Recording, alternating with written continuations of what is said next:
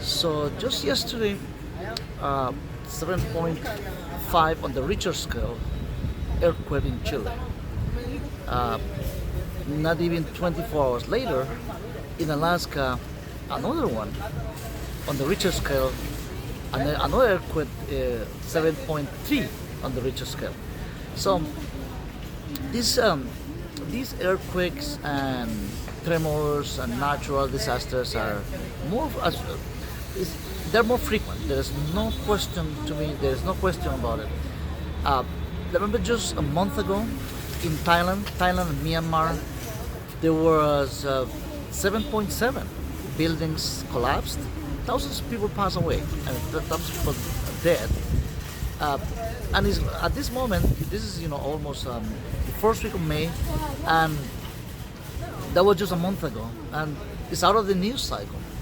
Um, I remember the video that I made after the earthquake of the Thailand earthquake in Bangkok, in which all those buildings were like shaking like a peanut shake on in a bucket, like shaking like all those swimming pools on top of those high-rise buildings coming down like it was like a like a cataract, like a waterfall in the middle of a summertime.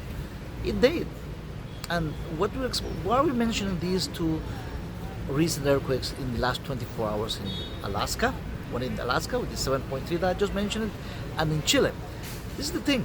It's the same fault line, the San Andreas fault line that comes from Alaska, California, Mexico City, Mexico, all through Mexico, Central America. Central America is in the eye of the storm in this thing, and going all the way to Chile. As you can see, you never hear earthquake in Brazil, like countries like Brazil, way by down, it's down south, but it's in the left, very much in the Caribbean side of the South America. If you see the South American map geographically, it's way off. So all these huge, tremors and earthquakes through the years has been in Chile, all the way, even in some in Colombia, but more in Chile, going all the way to the southernmost part of the Americas.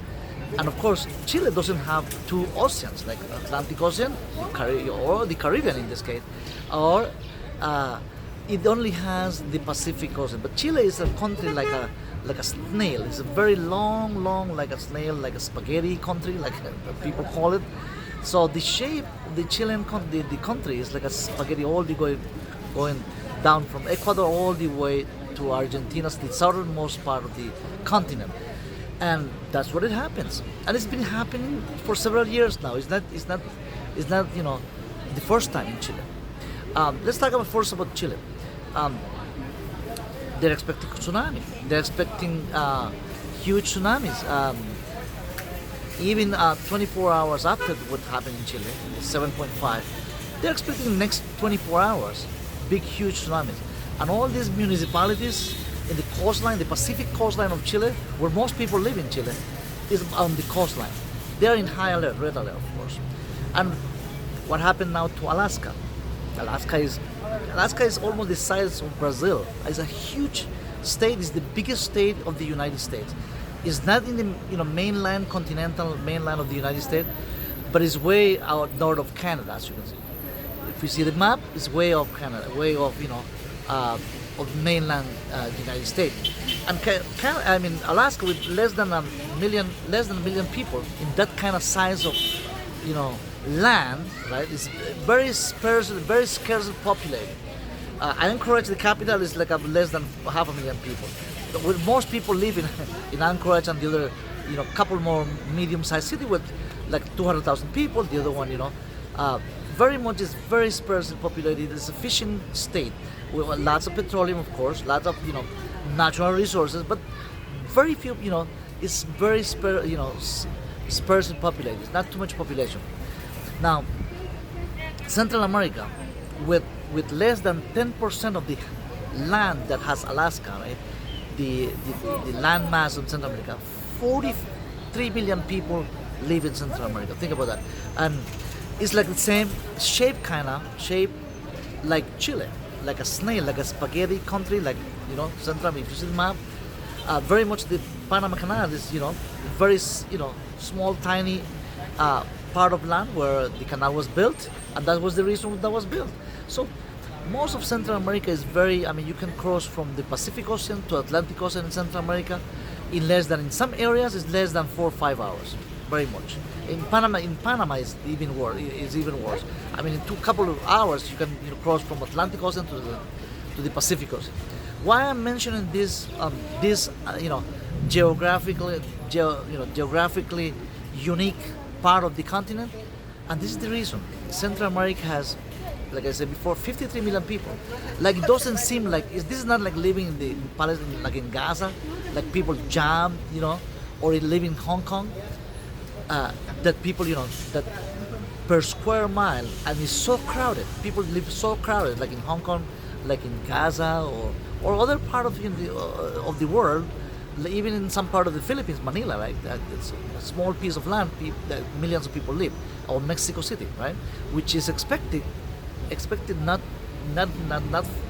long, not long from this time of the this time of the year, that in which the season very much, it's not like the storm season, of course, but earthquake season begins. And I'm mentioning this about how populated Central America is, with 53 million people, and most people live in Central America. Most people live, of course, in main cities. The cities were near the Pacific land, near the Pacific Ocean, where the fault line, the San Andres fault line, is going through. Like, it doesn't go straight ahead, straight. The fault line, that the earthquake, the big one we're expecting, like the 9.7, 9.5, we're expecting, the big one that's called, is going like a snake, like going around, following the lane of how the Central America shape is going, right? So, but it's mostly leaning to the Pacific Ocean of Central America, where 70% of the population live. That's the situation. Not much in the Caribbean area. If you see the Caribbean going from Belize, Guatemala, Belize, Honduras, Nicaragua, Costa Rica, and Panama, less people live in the Atlantic Ocean, or Caribbean, if you're going to call Caribbean area of Central America. Only like 25 to 30% of the population. So this, if this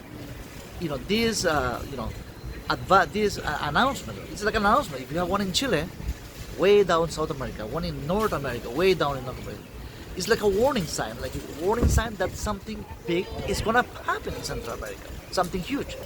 The 9.5 that is expected, this 9.5 in the Ritcher scale earthquake, it's been on the map, it's been on the books for over 60 years. I would say, why now, right?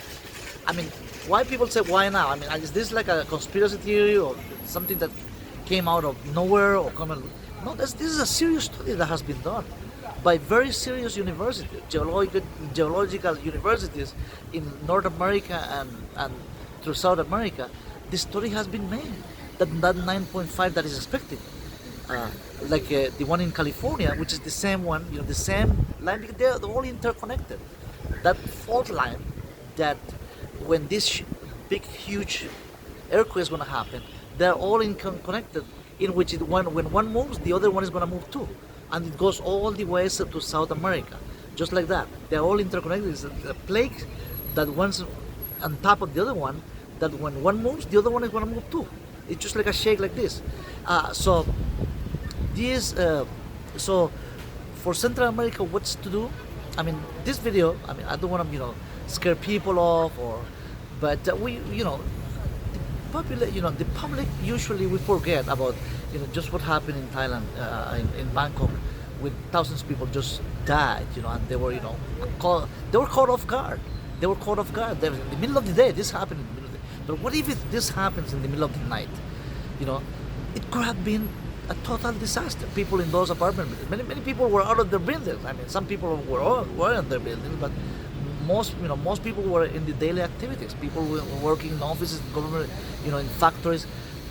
It was during the broad daylight what happened in Bangkok and Myanmar just a month ago. So this is a warning sign. What we just experienced in Chile, just during last 24 hours. The 7.5 in the Richter scale, huge. That's huge. And the one in Alaska, 7.3, that's huge too. And what we, why are we doing the? Why I'm doing this video? This video is like a warning sign. It's like a, it's a little, a wake up call for everybody who wants to, listen to or take notice of this.